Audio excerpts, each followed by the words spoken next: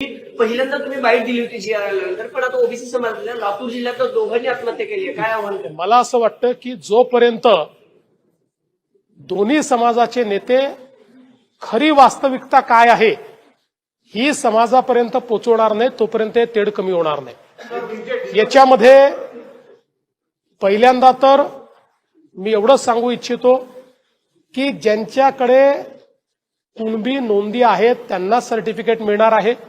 बिना नोंदीचं कोणालाही सर्टिफिकेट या ठिकाणी मिळणार नाही. त्यामुळे ओबीसी समाजाने चिंता करण्याची आवश्यकता नाहीये.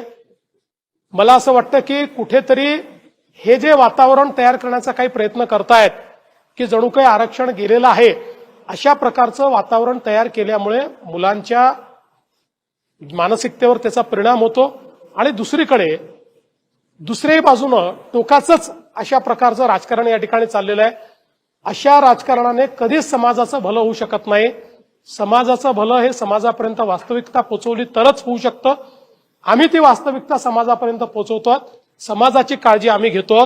त्यामुळे नेत्यांनी किती राजकारण केलं आणि याला एक प्रकारे राजकीय मुद्दा बनवला तरी समाज जो आहे हा समाज वास्तविकता काय हे समजून घेतो. हे आजपर्यंतचा माझा अनुभव.